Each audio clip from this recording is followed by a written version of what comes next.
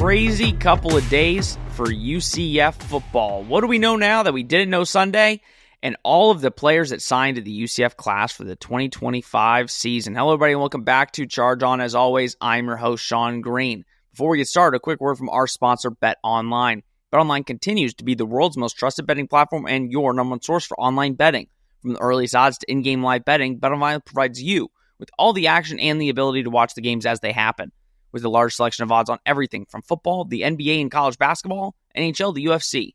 Head to BetOnline today and don't forget to use promo code BELIEVE for your welcome bonus on your first deposit. BetOnline, the game starts here.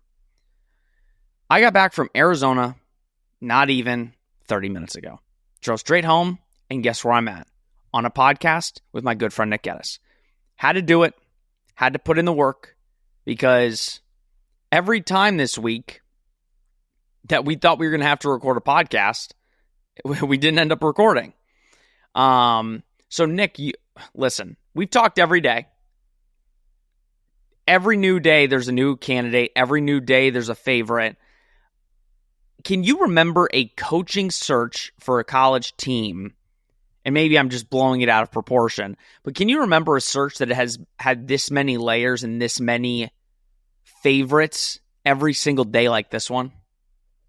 I'm sure if you follow the other programs around, you'll probably find it. Like, I think Alabama last year, it's like one day it's Dan Lanning, then it's Mike Norvell, then it's Dabo Sweeney, then it's Kalen DeBoer. I remember like the Florida State one in 2019 when they hired Norvell. It was like there were weird reports about like Bob Stoops was coming out of retirement and all that. That didn't happen. It ended up being Mike Norvell. So yeah, I'm sure it happens for all the other programs that go through these coaching things. And it's part of why it can be exciting at times. And that's what I said the last time we recorded. It's like, there's something exciting about, the head coaching process, the head coaching hiring process and the intrigue around the candidates and everything. And everybody's trying to like read the tea leaves on this and read the tea leaves on that. But at the same time, the more this drags on and the more names that just seem to get thrown into the hat, I'm starting to get exhausted by the whole thing. And I'm just ready for something to happen. I'm ready for something to happen. I thought that, there might have been a quicker process here. They would have had something in place by National Signing Day. Still trying to figure out how they were able to get some of this class together by National Signing Day. I mean, I don't even know what you're at the end of the day, you're committing to the school. You're not really committing to a coach. Okay. But it's been a crazy 6 days ever since the Gus news came down. Yeah, crazy is an understatement. I mean, we're going to kind of get into it. I think the best way to do this is going through some of these coaches' names that have been popping up on X and kind of the noise surrounding these coaches. And I think we're going to do this in a way of we're going to rank, I don't know, 1 to 5, 1 to 10. I guess right before we do it, I'll figure it out. But if we think what we think UCF kind of feels and how we would feel. But I do want to come off the bat because, listen, I don't hide anything. Nick, I've always said I'm no insider. You and me are not insiders. We don't have all the connections in the world. We know people that have the connections. So that's usually where we get our information. We heard from multiple people. It seemed like things were leaning towards G.J. Kinney.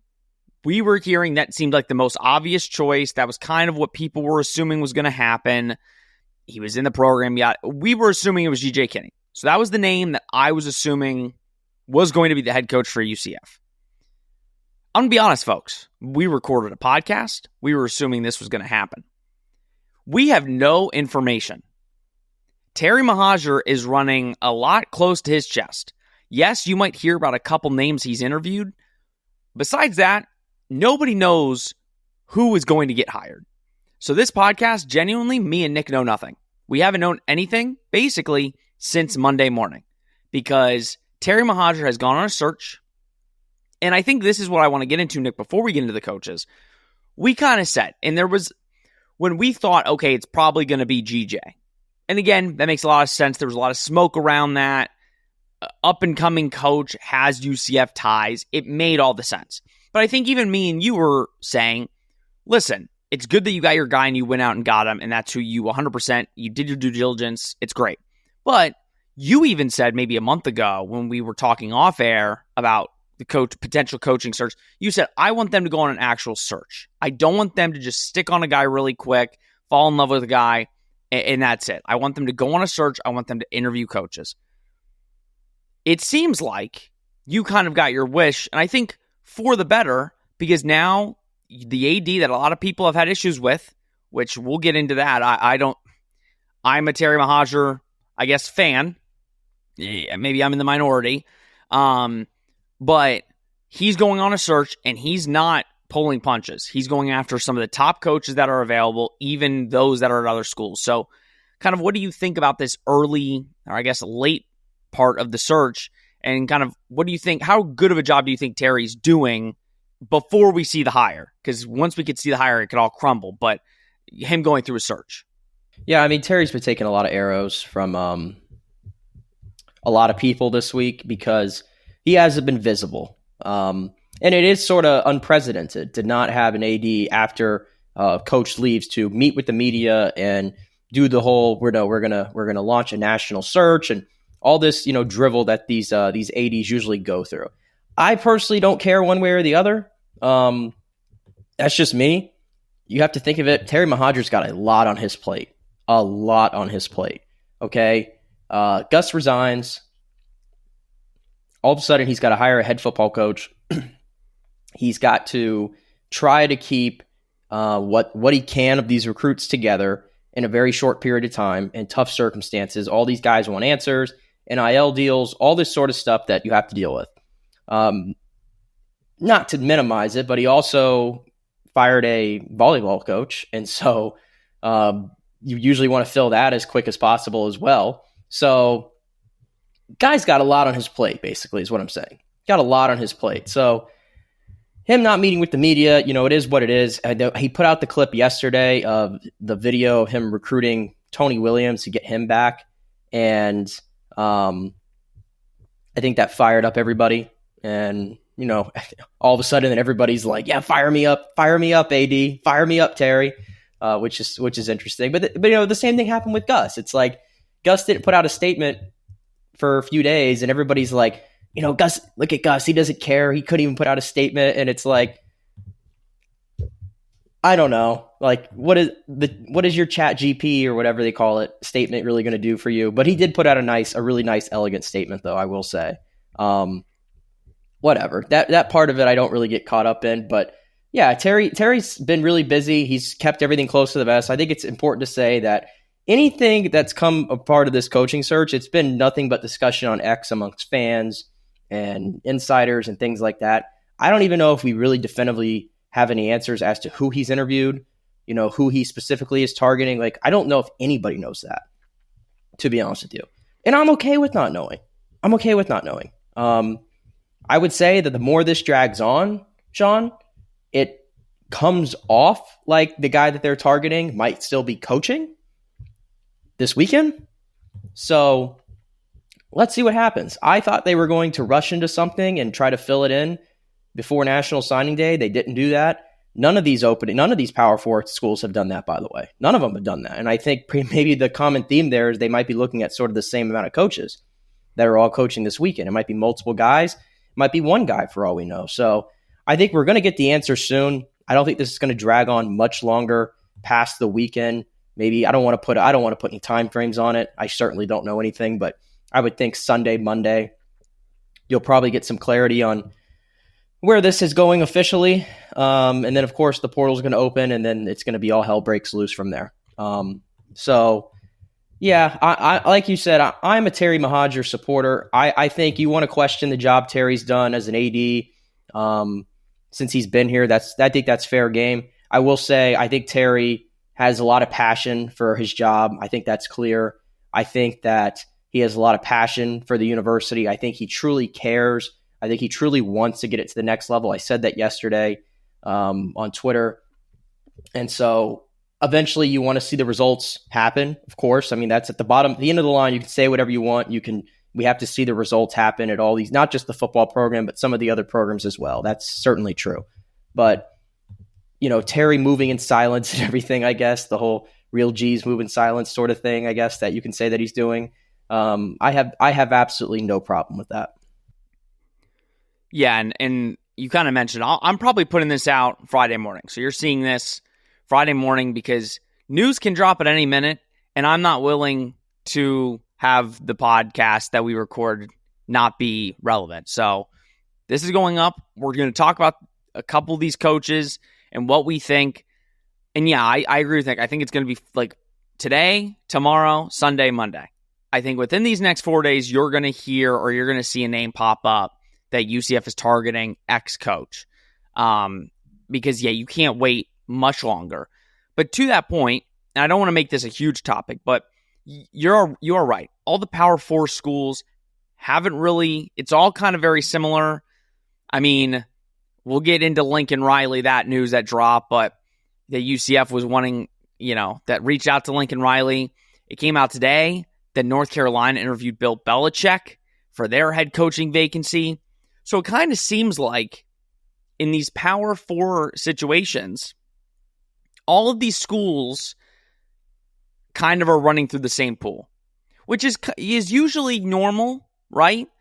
But I think the list is a lot shorter than maybe most years in terms of candidates that these schools are viewing as, okay, this guy's ready to take this leap to the Power 4 and be a head coach. I think the talent pool in the Power 4 AD's eyes is maybe shrinked a little bit, where you have a lot of these schools, I think, and we'll get into Jon Sumrall, I think they're looking at Sumrall as the guy that a lot of people want. Yeah, you mentioned a lot of the schools seem like they're probably picking for the same talent pool. I would say North Carolina is probably the wild card there in that whole instance, because while there have been reports that Sumrall has been their number one guy and everything, and they're hardcore targeting him, like you said, there was the report from Inside Carolina today as we record that they interviewed Bill Belichick, which just came completely out of left field. I don't even know if he has any connections there, to be honest with you. Been out of the college game for 40-odd years more. I think he's only been at Navy, right? Way back in the 70s. I was about to say, or was probably longer than 40 years. And he's still at 72 years old. Yeah. Yeah. I don't know about that. But they also were going after they made a call to Arthur Smith to see his interest because he was an alum, and Arthur Smith turned them down. So North Carolina's been sort of the wild card in all this of where exactly they're going to go. But yeah, you mentioned Jon Sumrall. He's been the hot candidate for a while. I think I think a lot of people thought that UCF might have been zeroing on him. They might, for all we know. I truly have no idea at this point where this is going. He's obviously coaching for a conference championship this weekend at Tulane. He's had to answer a lot of questions about and he said in his press conference the other day before National Signing Day that he had recruits calling him like, hey, is this true? Hey, is this true? Like, that's the part of this that it's very uncomfortable. I know for these coaches, it's not fun for anybody involved, but it's the process that we live by. So it feels like there's so much smoke around Jon Sumrall that he's going to land one of these jobs, you would think. As for how it relates to you at UCF, again, just have no idea. But I will say this, of all the candidates that are out there, I will still stand by it. Jon Sumrall, to me, is the most ideal candidate that I personally could pick from. Yeah, we said it on the Gus pod with the emergency pod that we did. I think both me and Nick had Jon Sumrall number one. I think me and Nick both stand by that in terms of an up-and-coming coach that has proven that he can turn teams around quickly, regardless. He does have to prove that he can coach in the P4 level. That is no secret. I mean, he has to be a head coach at P4, recruit at P4 to prove himself. But I think he's proven himself a lot in these 3 years that he's kind of been on high alert in the college game. And we can start with Jon Sumrall. Again, we're not going to spend so much time on these coaches, but let's go 1 to 10. Let's go 1 to 10, a feeler. And again, this is, I'll reemphasize, we have no idea. We have no idea on any of these coaches. Terry is running a great job. Dude, he's doing a great job because nobody knows actually what Terry Mohajir is thinking. A couple names might leak about who UCF is going after or interviewing, but when there's a talent pool of like 20 coaches that you're interviewing, you have no idea. So I think with Jon Sumrall, Nick, I'm going to go really high. I'm going to go like a 9. I think Terry Mohajir definitely has Jon Sumrall either number 1 or number 2 on his board. I would not be shocked. Like, I think some of the names we'll talk about today are names that he added to the pool because they're names and he's doing due diligence. Jon Sumrall is a guy that when you see so many coaches, or not so many coaches, so many ADs and so many schools kind of putting him at the top of their board, if you're Terry Mohajir, it would be shocking if he's like, I don't want that guy. I want to go left when everybody else is going right. I think this is an instance where you want to go right. So in terms of this, I'd say likelihood that UCF is interested and wants him at a 9. Yeah, I would agree with that. I think he's the cleanest candidate. I think he comes with the most or the least amount of risk when you look at the job that he's done. I know it's only 1 year at Tulane, but Tulane lost a bit of talent. Over the last couple of years, they've put some dudes in the NFL. They had just lost Willie Fritz, who went over to Houston. So you had to deal with that too. I know the American maybe wasn't the strongest it's ever been. I think it was stronger in recent years, certainly before UCF, Cincinnati, Houston all sort of got out of there. But I still think he did a really good job. He's a defensive guy. UCF hasn't had a defensive guy in a long, long time leading their program. So that part of it, I think it was very intriguing to me. If you could sort of have a slight bit of an identity switch there and try to fix that side of the ball once and for all. So once and for all, let's go get Jon Sumrall. Okay. Just popped up in my head. Bringing out the songs. Bringing out my songs. No copyright on that one, I don't think. Nope.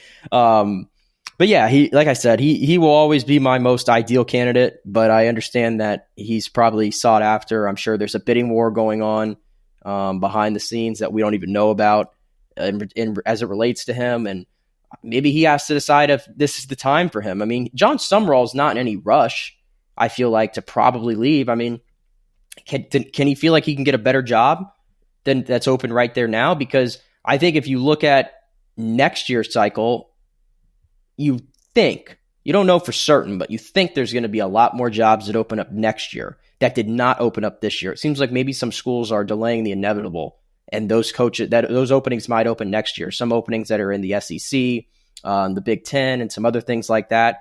Obviously, those schools will pay more money. But then the second part of that, though, the risk in that is, will Tulane have a good year again next year? Because then you have to follow it up. If Tulane has a so-so year next year, or they fall off a cliff, then all of a sudden Jon Sumrall is not going to be at the top of any list. And so that changes things. So Jon Sumrall, I'm sure he's going through all this. I'm sure he's discussing it with those close to him. If this is the time to make a move, we'll see. I think you saw what Tulane's AD came out and said that they were doing everything they can. He basically came out and said it. They're doing everything they can to try to work something out to keep him longer.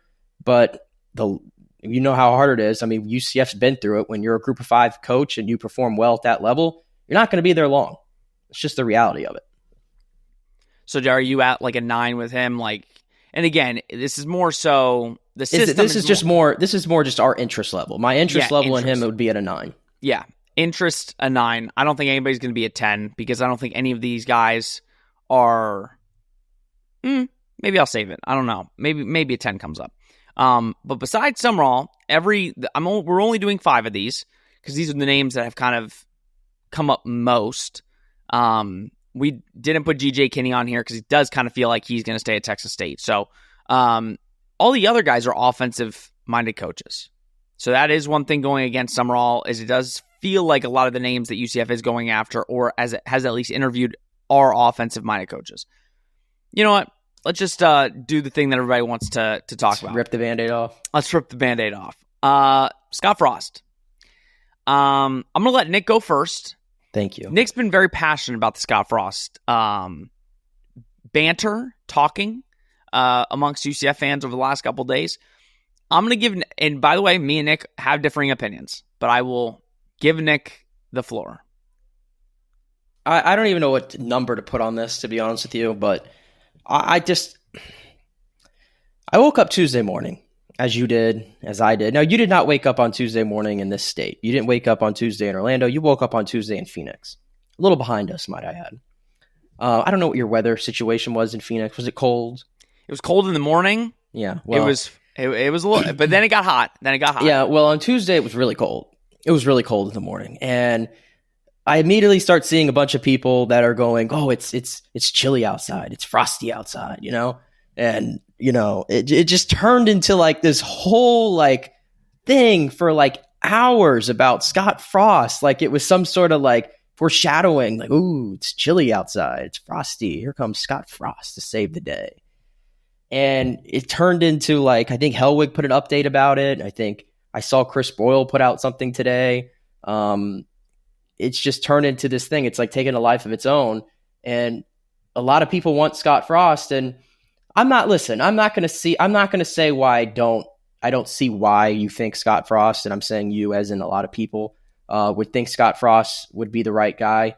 I would just say, and I said this the last time we were on, I just don't think anything he did at UCF 8 years ago really matters that much right now.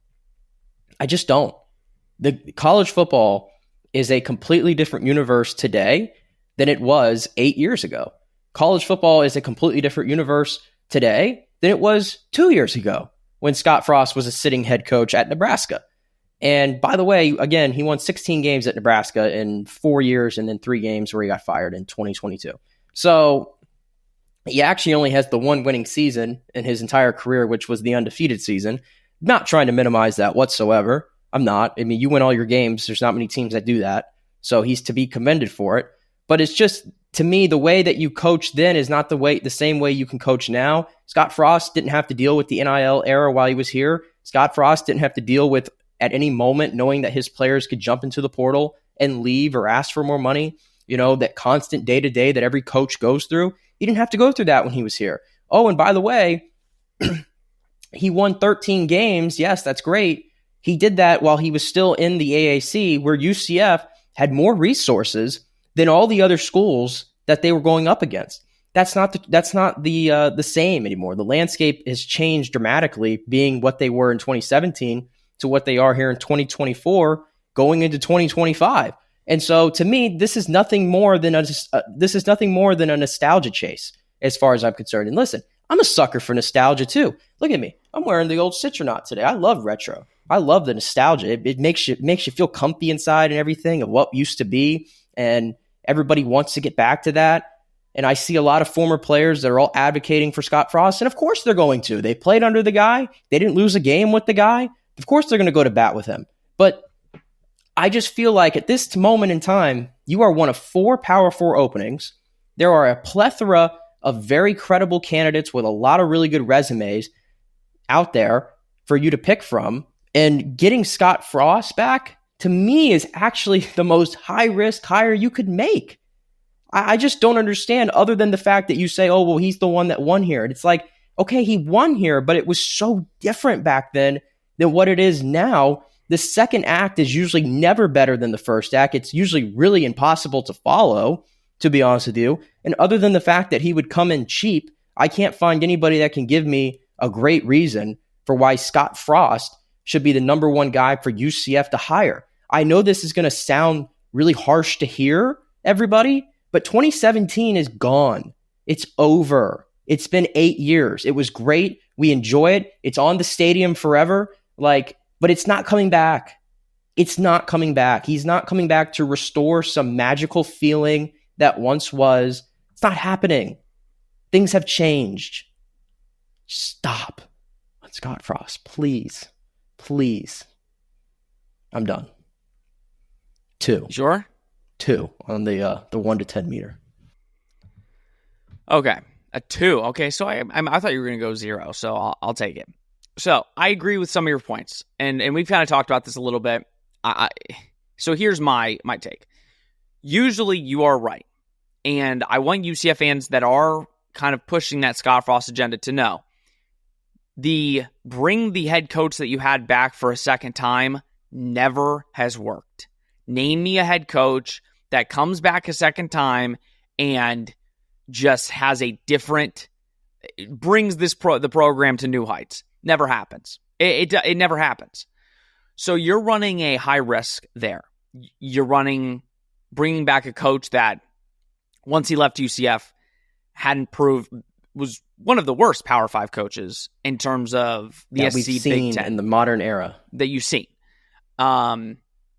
Now, when he was at UCF, to Nick's point, he went 6-7 his first year, did an incredible job that year. Like, after an 0-12 season to win 6 games the next year is incredible, and then to go undefeated next year is also incredible. So there is some trepidation there to be like, let's bring Scott Frost back because he did so much at Nebraska to make me feel as a UCF person to be like, he's 100% going to come back and do what he did at UCF again in the Big 12. There is that negative there. Here's the positives. Number one, with a lot of these... I'm waiting. First of all, money is a factor. Now, you should not make a hire based off of finance on finances. If you can kind of somewhat afford something, maybe if you don't have the money now, but if you're going to have the money in a little bit, you pay whoever's the best for the job. If Jon Sumrall is the best for the job and he wants $5 million, you pay him the $5 million. He's going to be your head coach. Gus gave you a gift by you not having to pay $12 million. Now, you should pay with the money that you now have, because you're not paying Gus Malzahn, you go pay a starting really nice salary for a nice head coach. With that being said, there's the whole UCF's going to have to pay basically $20 million a year to athletes. That's kind of the new, with the House settlement, that's going to be a factor. I think Scott Frost is going to come in cheap, frankly, because nobody else is going to pay him much.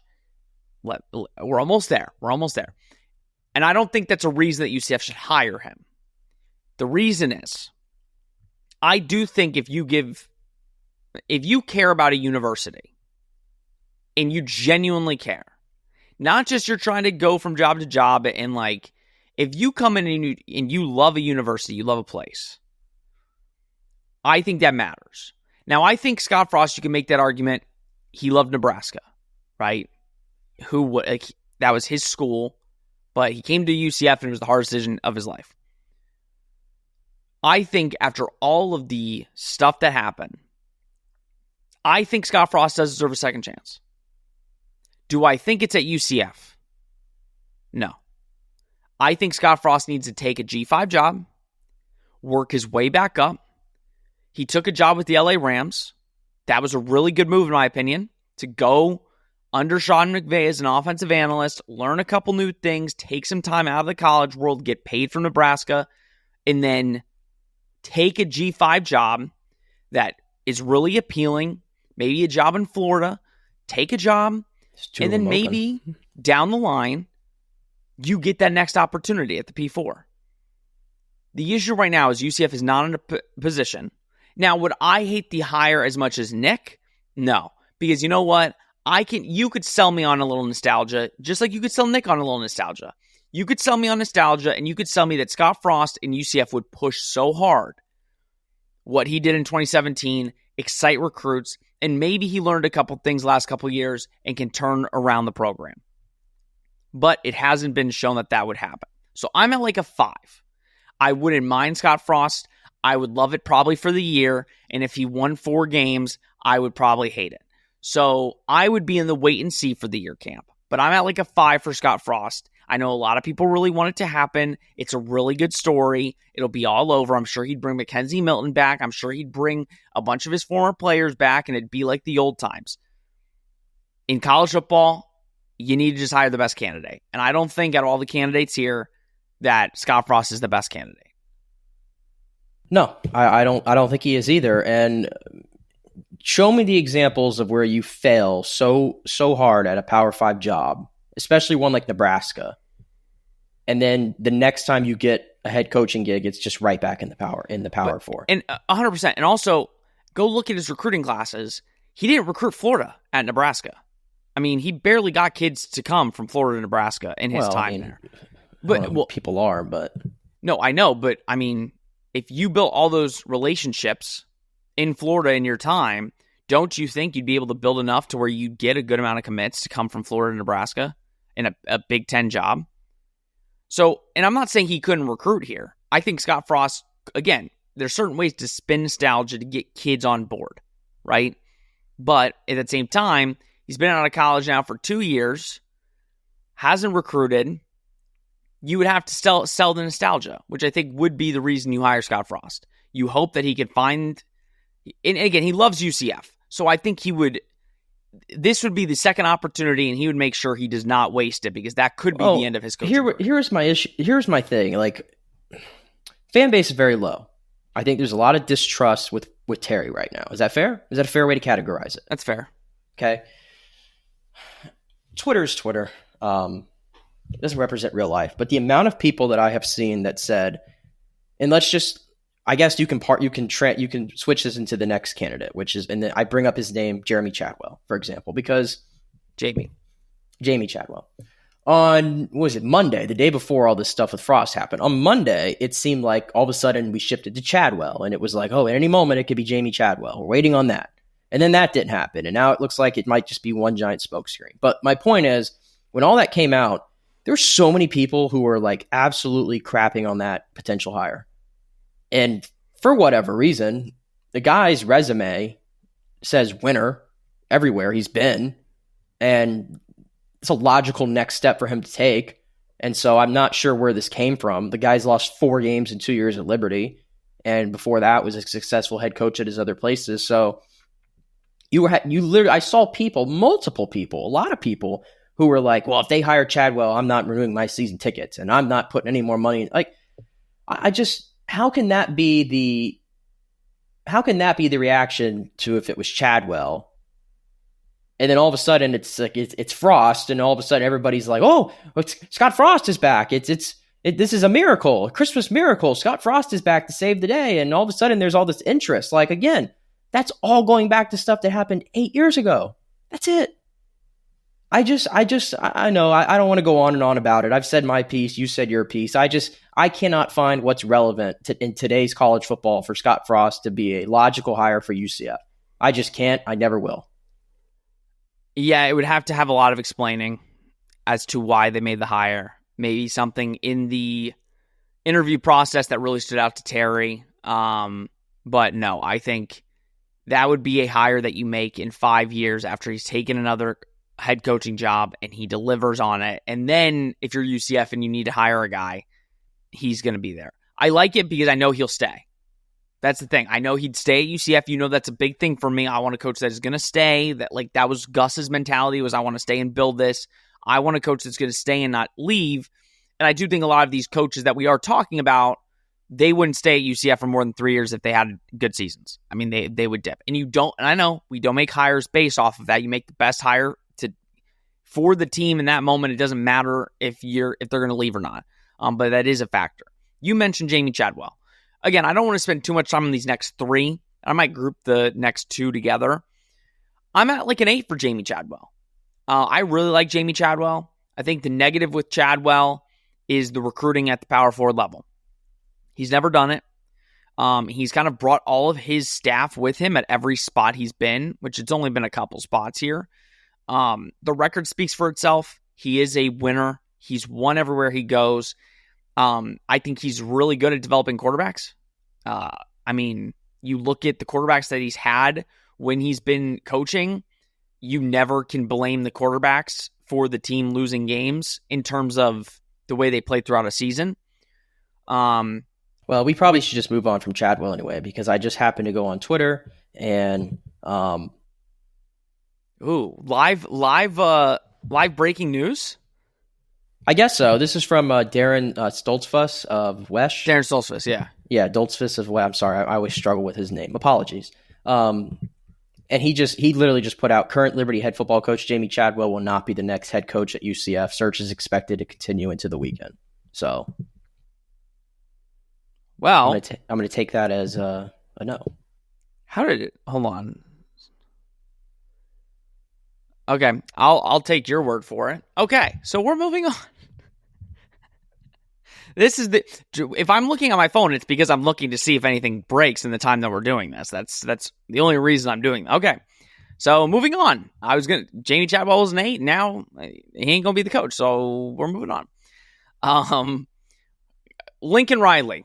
Let's talk Lincoln, and I think in the same time, we're gonna talk Lincoln Riley very briefly. I mean, but I think a name that needs to get brought up also, and this kind of fits with the timeline of how this is all working out, is Garrett Riley, right? So Got reported that UCF reached out to Lincoln Riley's reps in his interest for the UCF job, which again, I give Terry full credit. To have the balls to just say, screw it, I'm going to reach out to some of these coaches and see what their interest is when he's got the USC head coaching job, which many would think, okay, like, he's just going to stay there. Obviously, it hasn't worked out the way that Lincoln has wanted the first couple years. But for Terry to reach out, good for him. Garrett is coaching in a conference championship game. He's an offensive-minded coach. He coaches at Clemson. I think one person saw, did he mean to say Garrett? Or did the reporter mean to put Garrett? Let's kind of group these in together. I think Lincoln's a 0. I don't know why he would leave USC. Hold on. Is this a 0 on the likely, or the it's a 0 on the likelihood? Or the and I'm going to be honest. No, or the 0 on your interest? No, it's a 0 on the likelihood. I'm going to give it a 10 for interest. I was going to say, I'm probably the same on you. I mean, I'm 10 on interest and I'm 0 on realistic. Yeah, are we like, I mean, I don't even know Lincoln why Riley came to UCF. Do you know how, you thought Gus's recruiting was insane? I don't even know why that's even like debatable, but yet again, it's somehow debatable. I have seen many people saying, well, why would UCF go after Lincoln Riley? And I don't even know why. I don't want to spend too much time on it. I don't want to spend too much time on it, but I don't know why that's happening. I don't know why that question would even have to be even asked, to be honest with you. Lincoln Riley is like certainly punching above your weight class, and I appreciate. I don't hate Terry. it. I appreciate Terry inquiring. That would cost a lot of money. A lot of money before we even entertain his interest, which I think would probably be very little. But yeah, I leave it there. You mentioned Garrett Riley. He's interesting because a lot of the names we've mentioned, a lot of names that have been mentioned in this coaching search, none of them have been really like sitting coordinators. They've all been guys who are head coaches in the Group of 5 level. He's the outlier there. And listen, I don't hate it. I probably on my interest level, I'd put it probably at a 7. I probably put it at a 7. He's really young. He guided an offense in TCU to a national championship. We saw that a few years ago. He's since gone to Clemson. Clemson this year finished with the number 8 offense in the entire country. Cade Klubnik he started to play he started to play much better down the stretch this year for Clemson, and now this weekend they're playing for a shot to get a college football playoff berth. So, I'd probably put it at a 7. I really would have to see what he would be able to do from a recruiting standpoint, but the fact that he is a very offensive-minded guy and everything, and the results have been there, that's very encouraging. And I'd probably put it at a 7 on my interest level.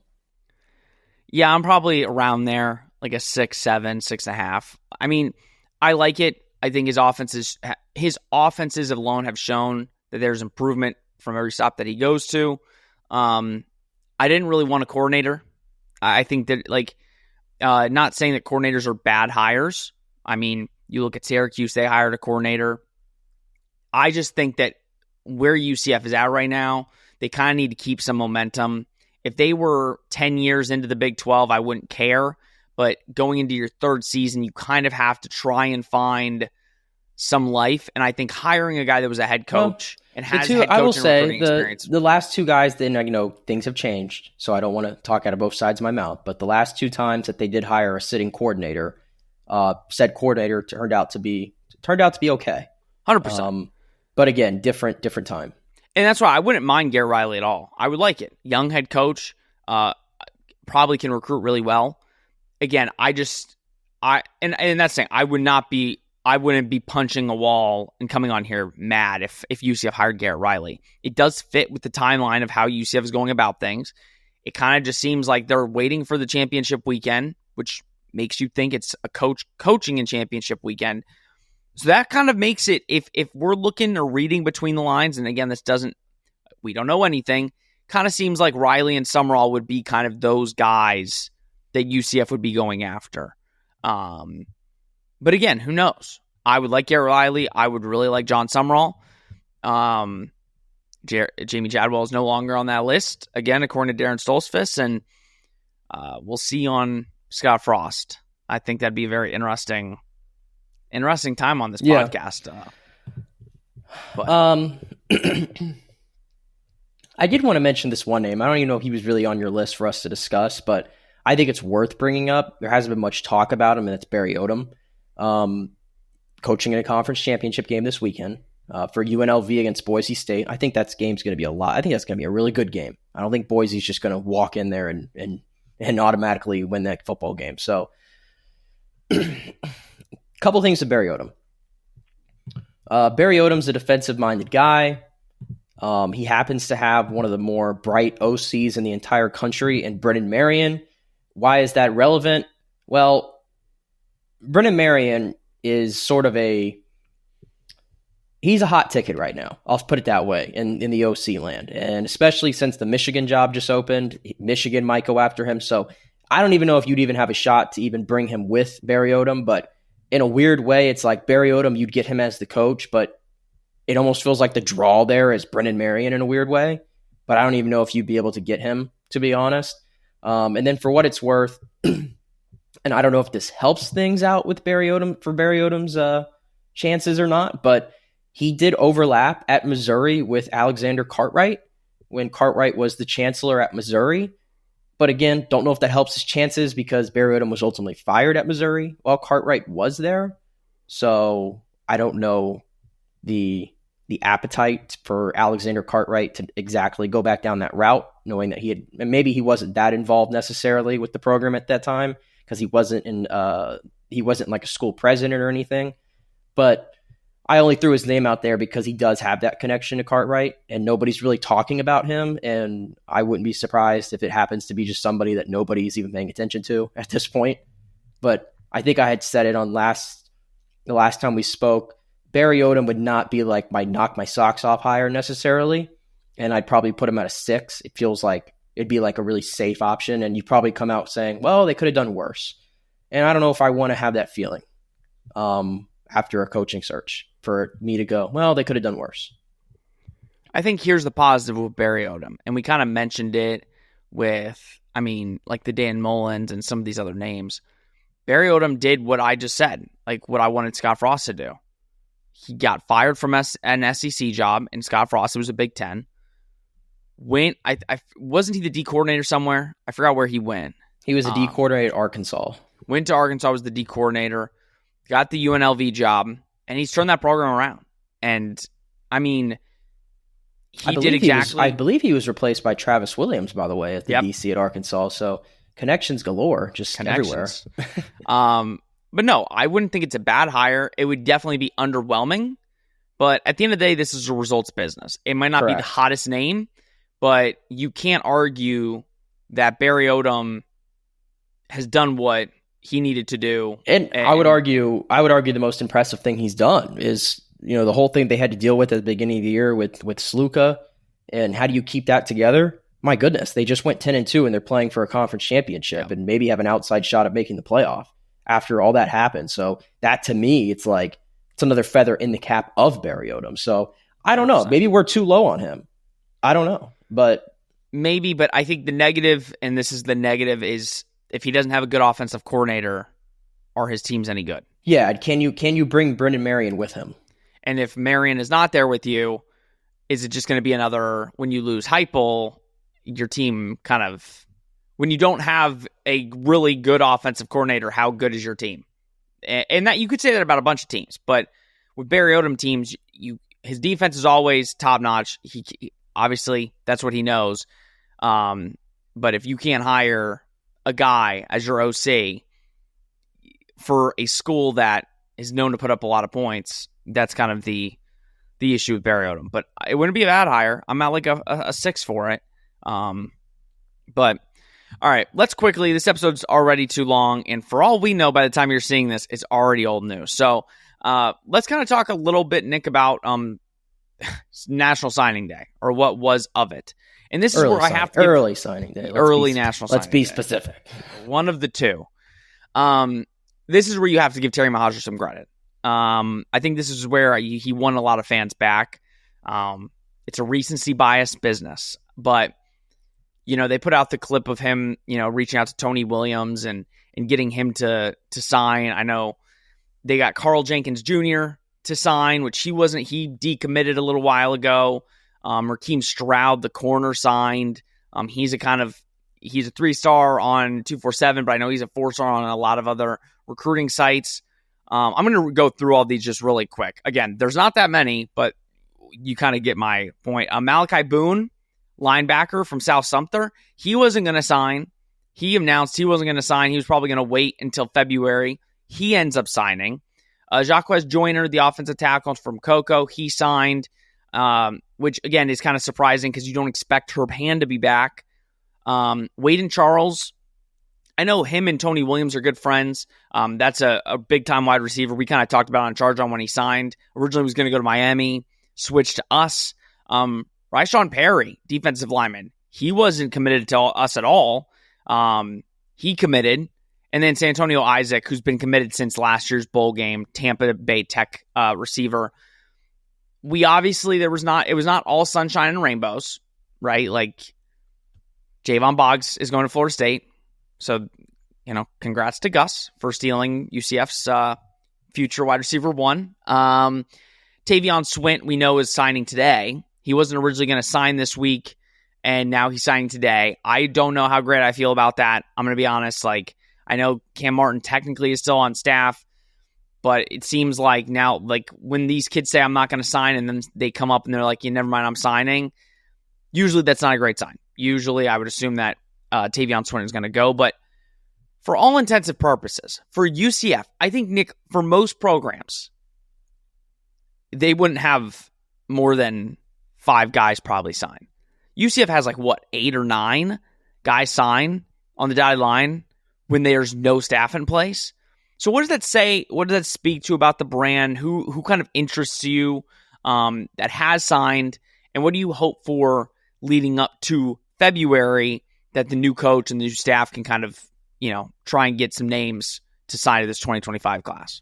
Yeah, first off, hats off to Terry Mahajer. Like I said, this guy has been busy as can be this week. And whoever's on staff. I want to give them. And everybody else is on staff. Alex Mathis, who I believe is the recruiting director, and anybody else who's playing a hand in this, knowing the fact that they might not be, chances are they won't be back on this staff next year. So that means a lot. I'm sure to a lot of people that they were able to do that. It's not a big class, like you mentioned. I think they signed what I had it here. Hold on. 1, 2, 3, 4, 5, 6, 7, 8. They got 8 guys signed. Like you mentioned, it started with Malachi Boone, and then Jacquez Joyner joined shortly after. And then out of nowhere, Carl Jenkins, who had committed to UCF in the summer, decommitted it before the start of the season. I didn't really think that he was really in play at all to come back, especially with no head coach. And it's good. I think it's important that you landed him.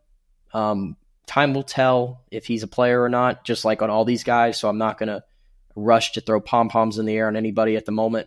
But I think it was important to bring him in, or to get him back rather, because it kind of happened right after you lost Javon Boggs. It was really right after that Carl Jenkins came in. So 3 of these recruits that you got were at the receiver position. That's been a position where I think UCF's been pretty light at. And next year, we have no idea what that receiving core is going to look like. So I think that was pretty important. And then they go and get the number 1 JUCO running back in Waymon Jordan. He's a commit right now. He has not signed anything yet, but let's just say he signs. We'll see how that turns out. I know going the JUCO route can be really hit or miss sometimes. You just don't know how that's going to translate. But yeah, we'll see. There's some other guys I'm sure they're going to be able to bring in. The early signing period goes through when this is dropping today on Friday. And then it's going to open up back up a little bit later. And you'll have your official national signing day, in February, which is not going to be anything crazy for the most part. But there's a chance to put some pieces together in this class. But again, losing Javon Boggs, that hurts. The idea of losing Tavion Swint, that hurts too. But again, you got to think big picture here. You got to think big picture. This stuff was going to happen when you fire a head coach. It happened at Alabama last year when Saban retired. There was a mass exodus out of that program too. Obviously, they're in a lot better spot than most programs to refill that. So apples to oranges a little bit, but I think in the long term, it's you take your hit now with this recruiting class, and You get some new life in here, and UCF's going to be very active in the transfer portal. I think we know that. It's going to give a lot of chances for some of these young guys to join. And for what it's worth, Sean, and I think we can kind of talk about this a little bit too. The guys who have entered the transfer portal, I don't think right now, it's has been as, how do I say this? I don't think there's been as big of a, I hate to use the word again, but I'll just say exodus. I don't think there's been as big as an exodus out of the program as I thought there was going to be at the moment, right? I think like some of the names that left, like Marcellus Marshall, I don't think that was necessarily very surprising. Kittler, maybe a tad bit surprising, but I think we can probably read the tea leaves on where he's probably going to be playing center for next year. Assuming Herb Hand goes to a certain other school a little north of UCF. Chasen Johnson probably is the one that, I wish that they had still, because he was just a true freshman. He got a lot of snaps under his belt. He graded out as one of the better true freshmen in all of America this year for his position. And who knows, there might be a chance he comes back. Just because you enter the transfer portal doesn't mean you can't come right back to your school once you find out who the coaching staff is going to be. We'll see with EJ Colson. I don't know. I don't know. By the way, whoever that dude was that went after EJ Colson on Twitter yesterday needs to delete his account forever and denounce his fandom, like now. Okay? And I hate it that EJ had to respond to him yesterday. I know we all saw it, but just wanted to get that out there. 17-year-old kid you're speaking to. So we'll see what happens there. I'm going to use your word. It's fluid. It's fluid. Yeah, I think we're going to do, for those wondering, like I haven't been tweeting about decommits. I haven't been really we haven't talked about it because I'm waiting for a coaching staff to be in place. And I'm really waiting for a lot of these guys to pick their new spots because like Nick kind of said, there is a good chance that a lot of these players or some of these players come back to UCF once the coaching staff is in place. So I feel like it'd be a waste of our time mentioning them if at the end of the day they're going to come right back. Some of them we know they're definitely not coming back, but it's no point in doing it. We'll probably just do a whole length video on it. But it's going to be busy next couple of weeks. You're going to have new coach signing, transfer portal opening up, and a lot of players are going to be moving. UCF, I think that's why you also have to think.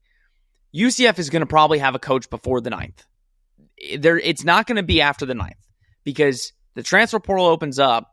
You're going to want to have at least a head coach in place to start reaching out to players. So, folks, we're in the end game by what? I don't even know when the 9th is, which is my birthday, which is crazy. Monday. By Monday, you're going to have a new head coach. I have no inside information. I'm just saying I'd be shocked if UCF does not have a head coach. Based on the timeline of when you think. You didn't do it by National Signing Day, which, you know what? Was understandable. I think Terry was kind of putting in the legwork that he has the relationships or somewhat of a relationship, more so a new coach. With transfer portal, whoever the coach is, he has prior relationships. He's going to go hard in the portal. So expect before Monday or on Monday. But you'll be getting an emergency pod whenever that's announced. Hell, maybe a live stream. I don't know yet. Depends on the day. Depends on where I am and where Nick is. But, Nick, any final thoughts? Again, kind of episode that's gone all over the place. And guess what? That's been UCF news over the past week. It's been reflective of the week. Yeah. Just everybody hold on tight, I guess. We're not on the Gus bus, but we're on a whole other mode of transportation. We're on a whole other mode of transportation that is very crazy. We got off that ride, thankfully. Too soon? I don't know. I don't think so. I don't think so either.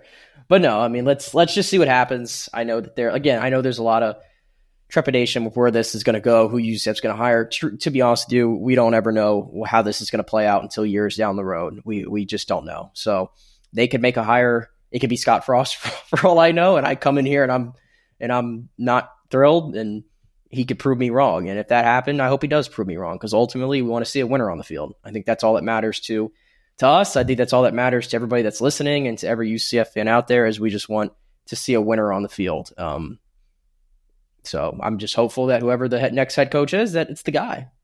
And I'll, for all the Terry people all the people that are not in Terry's camp, listen, if he makes a hire and it doesn't work out, well, Terry won't be here much longer.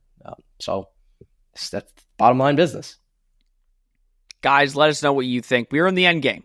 Again, like I said, this episode could be worthless in a matter of hours. So drop down in the comments below who you want to see as the head coach. Your thoughts on the 2025 class or what's left of it. Again, I think for what it's worth, Terry did a good job. The staff that are still there did a good job. And I think I'm loving the coaching search because at the end of the day, whoever they hire, you can complain, you can moan, you can not like it, which I'm sure Nick will do if Scott Frost is hired. But at the end of the day, you have to respect it. They went through the process. Whoever they hire, they clearly have full trust in. So thank you so much for tuning in. As always, please like, subscribe, comment, share. Do all that you do. We greatly appreciate it.